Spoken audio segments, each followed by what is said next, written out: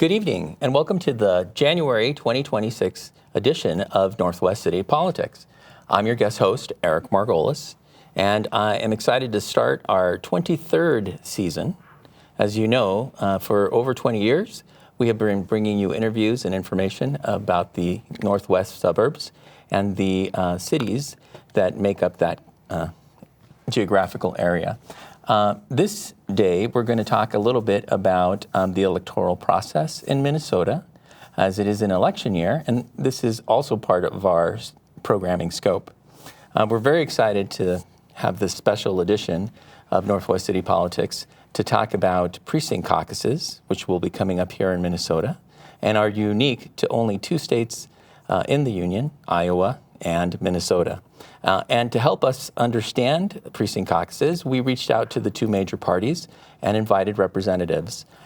Today we have with us the Vice Chair of the Minnesota DFL, Marge Hoffa, and the GOP was not able to attend today's briefing. So, Marge, welcome to the show. We're excited to have you. Thanks for having me, Eric.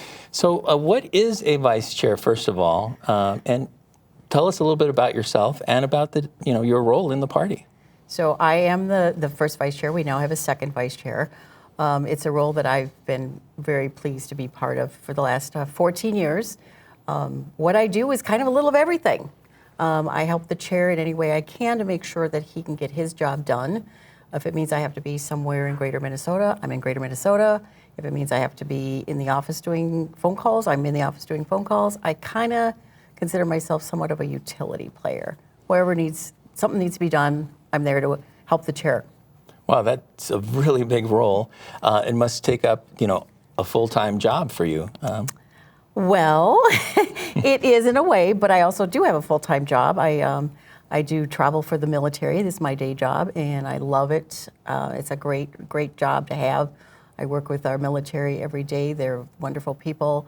But I feel like I also serve the people of Minnesota in my role as the DFL vice chair. So they seem to go together. So I like both of them, actually.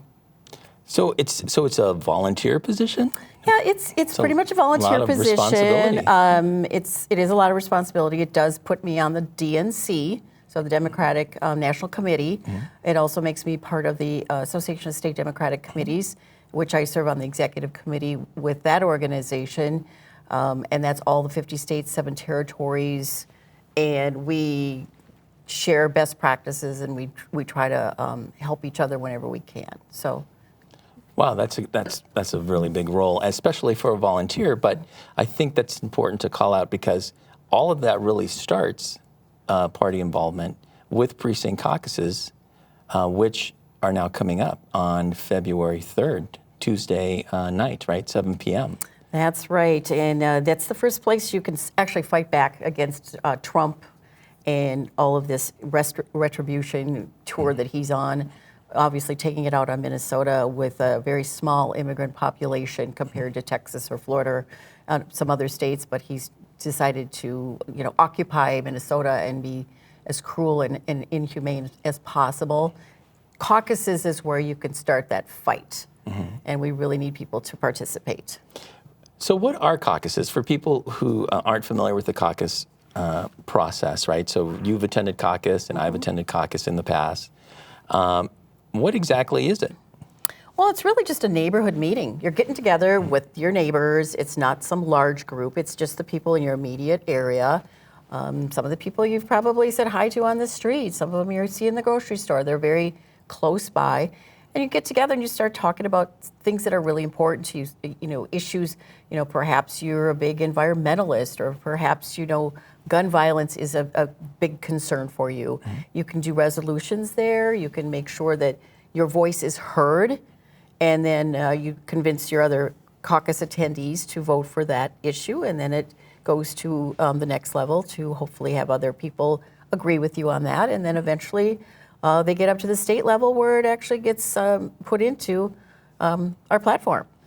So let's talk a little bit about getting up to the state level and also about resolutions in general. So if you are interested in participating in caucuses, which everyone at home should be, both the major parties, so the GOP and the DFL, they have caucuses on the same night. It's on February 3rd, right? And the meeting starts at 7 p.m. But you attend caucus not really based on party affiliation. You attend caucus based on geography. So where you reside, the city that you live in, the precinct that you're in, and then of course you decide if you want to participate in the DFL caucus or the GOP caucus. Right. But it's still very, very local, very local. And, as we've talked about before, you and I, it's always the first Tuesday in February unless the both major parties decide a better date would work for both of them. And it's only happened once since I've been vice chair, because they would both have been penalized at the national level for delegates. So they both had a common interest, so they actually agreed on something. Yeah, excellent. Yes, Yeah. And of course, it used to fall later in the calendar year, right? If I recall correctly, it used to come more like in the March timeframe, April timeframe, and then it got moved to February, I believe after that discussion where they agreed. And also it's dictated in state statute, Minnesota state statute, when it has to happen and also what takes place. So for example, this year, since it's a gubernatorial election year in the state of Minnesota, right, there'll be a straw poll. Correct. There will be a straw poll because that's part of the statute. Right. And so we've heard from the Republican GOP party of Minnesota, their candidates, so they'll also have a straw poll. But on the DFL side, is there going to be a straw poll? There is going to be a straw poll. And more of that information is actually coming out tomorrow. Okay. So I don't have a preview for you, but there will be one for sure. Okay. And I don't know who all is going to be on it. Right, because it's an open seat, which that is right. has not happened in a while. Yeah. And so this is going to be really important because the straw poll, the preferential ballot, kind of gives a pulse as to where the candidates are polling. It's the first real major test of viability for being endorsed by your respective party. So it'll be really fascinating to see how those things turned out. I know there's quite a few people on the GOP side who have been campaigning and wanting to fill the role of governor of our state. But, we're all excited to hear who might come forward on the DFL side. I would say that we will have candidates that will step forward, but I think that they're being very sensitive to what's going on in the state right now. And I think it would be taking away from the importance of us really focusing on taking care of our neighbors, making sure they get groceries, making sure that they get, the kids driven to school or get to the bus stop, those kinds of things. I think as the DFL, we are more concerned about the people than we are about the process at this point. Sure. If that makes sense. Absolutely. It's a difficult time for lots of Minnesotans. It's very difficult. And honestly, it's one of the questions I know that I have for you is what sort of precautions are going to be in place? Because I think it's important for the viewers at home to understand that, anyone who is at least 16 years of age and will be turning 18 by election in November of 2026 can participate in caucus. It doesn't matter what your party affiliation is because if you come in that day and decide that you want to caucus with, the DFL party, you just have to attest that you want to participate and that you You're a Democrat. And that you're a Democrat. Likewise, if you go to the GOP caucus, you would do the same thing. I can't speak to that. That's fine. And so, but a lot happens in that meeting, and it's not just about the governor's race and the preferential ballot, but it's also about local offices, everything from some of the county offices that are up for election here in the Northwest Suburbs. We have the Hennepin County Attorney. There are a lot of state legislators at the House who are also seeking support from delegates, and the process to becoming a delegate, right, begins by attending precinct caucus. Can you tell us a little bit more about that part? Well, and I think the caucuses are a good way for those candidates to drive people, to get them to participate in caucuses, to get them to become delegates. So it's broadening the participation because we have, 5 candidates now for Hennepin County Attorney? Yes. So every one of those candidates is going to be calling their supporters and say, I want you to go to caucuses because I need you to become a delegate to support me for the endorsement. From the Hennepin County Delegates. endorsing body. Yes, from that body. Your district, my district, we both also have local legislative races where they are seeking the endorsement, which is the first step to become that as well. So we've got all these different factors where people are trying to get you to participate to support a particular candidate. But also, there's issues. People go just because there's an issue that's super important to them. Right. And I know one of them near and dear to a very good friend is gun safety. Yep.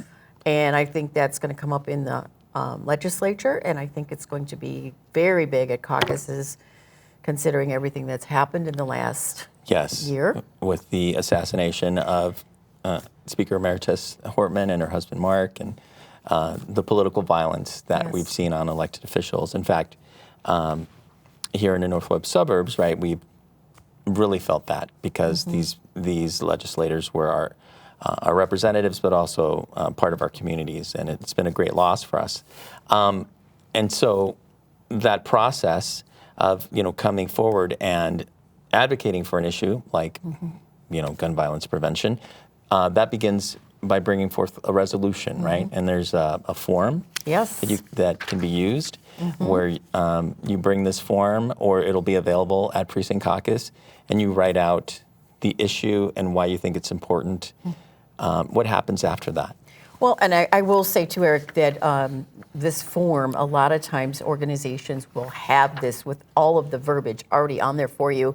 If you go to the various websites for whatever issue that you're passionate about, you should be able to Google that organization, and they'll say, we want you to go to caucuses, and here's all you have to do, and it's already baked.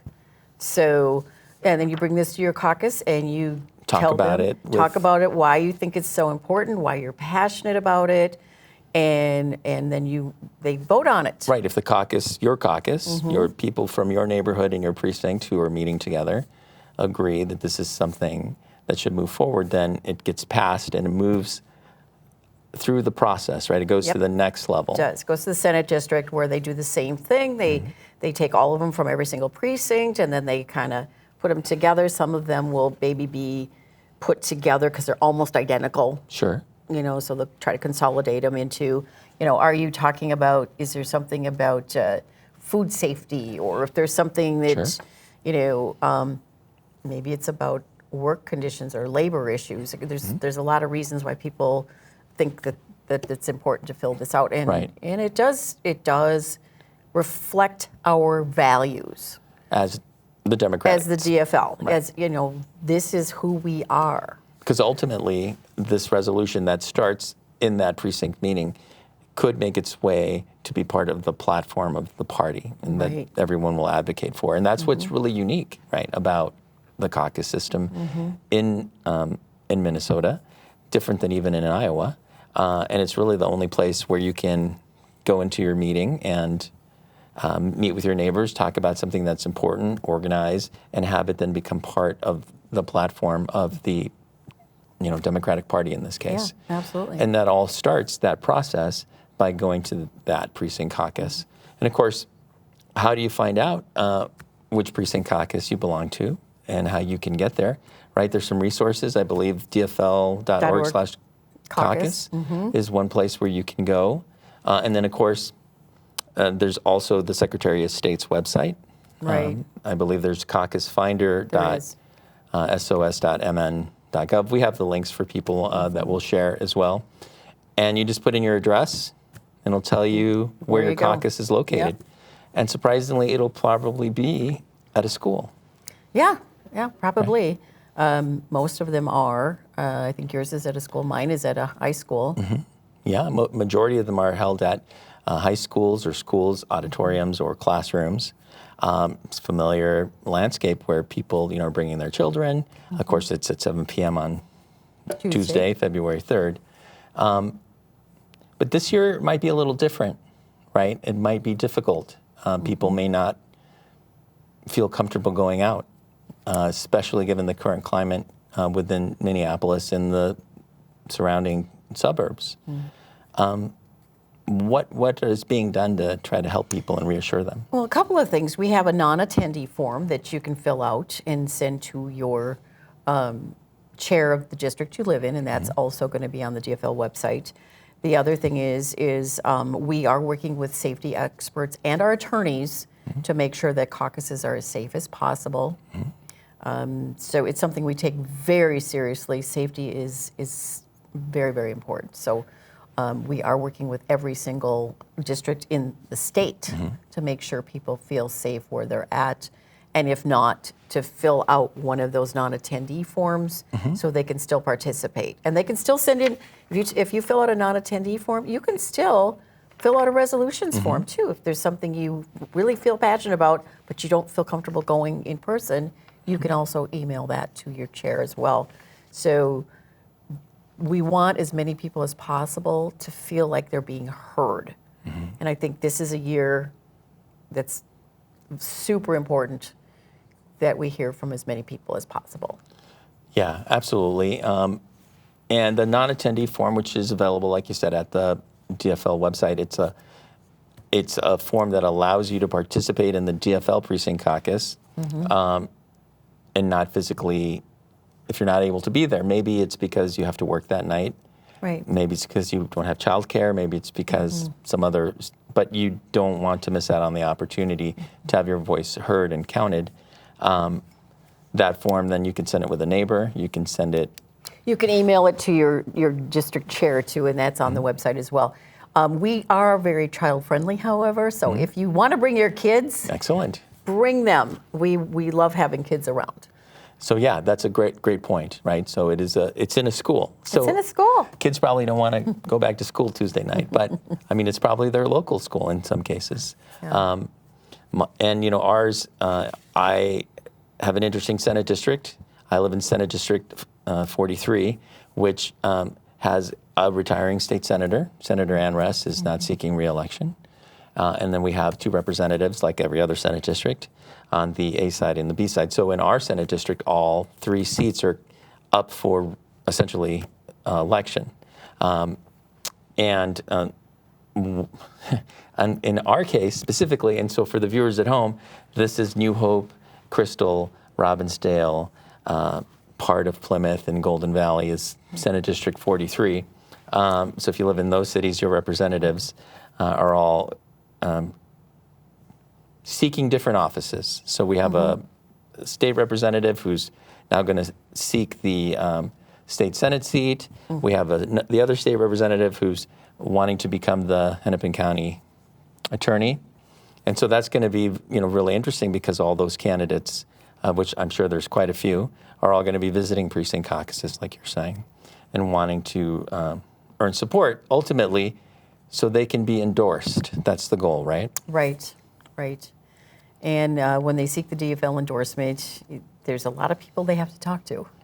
And that's and that is another way, because you're going a lot of these caucuses, you're going to either see the candidates themselves or they're going to have a representative that shows up to tell you why they think they are the best or why their representative thinks they're the best candidate for that position. So you also get a little more insight to the individual candidates by going to caucuses. It's not like you're just reading a mailer that you get that says they've done these things and these people support them. It's actually having more of a personal interaction, either by the candidates themselves or by a representative, which I think is really insightful.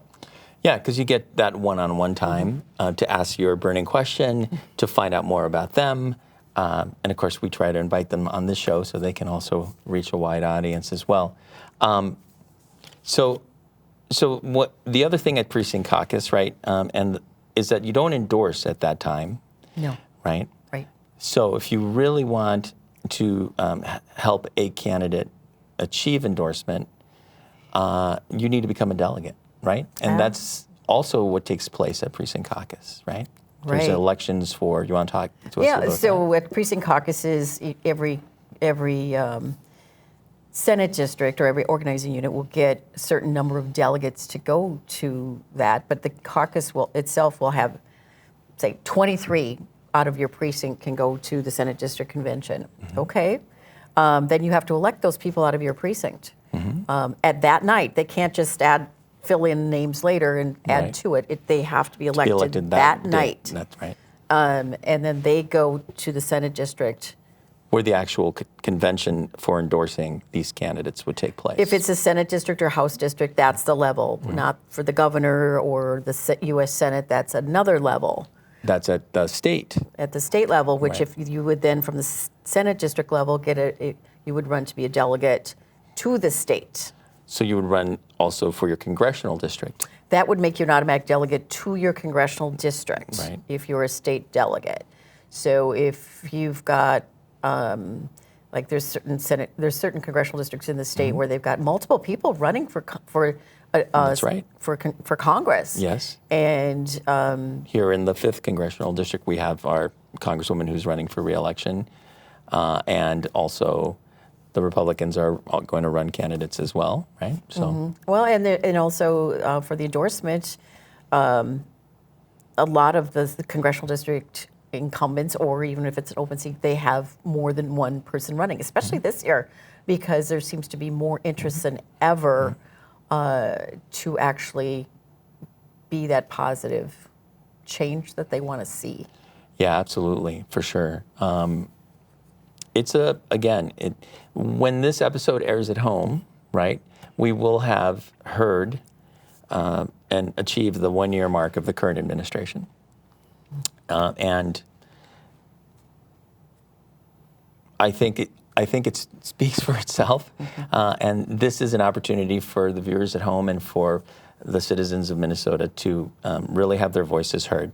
And right now we live in a time where we see neighbors looking out for each other and looking out for others. And to me, this is an extension of that.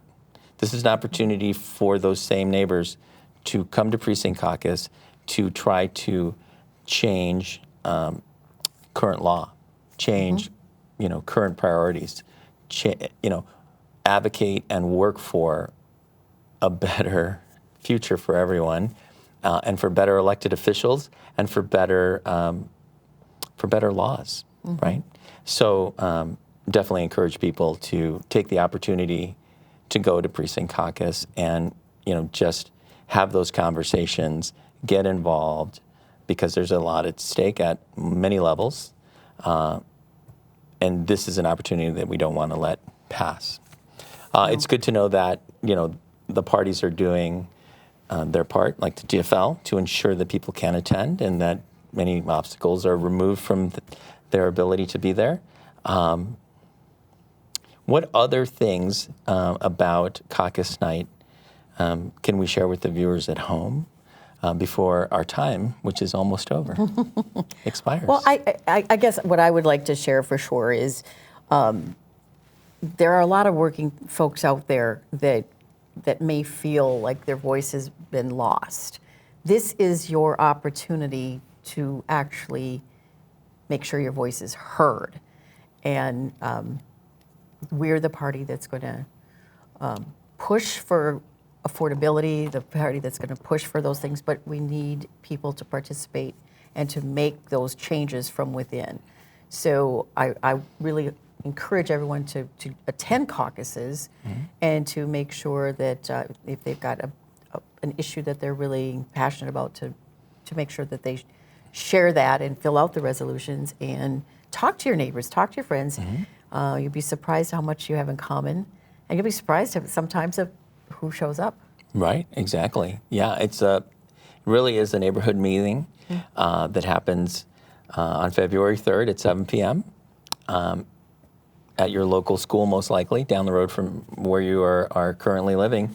And people should definitely attend. I think it's something that we want not only participation from all Minnesotans, but young Minnesotans too. I think helping to reinforce the civic opportunities that exist for our democracy more than ever today is probably paramount to the future of our democracy, because I think there's a lot of disenfranchised young people who, really need to understand that their voice matters and that their opinions matter, and it's their future, and it's an opportunity for us to rally around them and all of our neighbors. And so I hope that viewers at home are able to attend. And again, you can find information about precinct caucuses at dfl.org/caucus or also at the Minnesota Secretary of State's website, where you can look up your caucus location. Marge, it's wonderful to see you again and to have you on the show. I'm really glad that you were able to come out here and share this important information with everyone. Yeah, absolutely. I'm glad I came. This was good. Thank you for being here. Yeah. To the viewers at home, hang on, and it's going to be an interesting time for all of us here. But we're going to get through this together, and we're going to continue to bring you the opportunity to learn more about your elected officials over this next year. We have a lot of guests lined up, and we're really excited to bring this content to you. So, as always, be well and have a good night.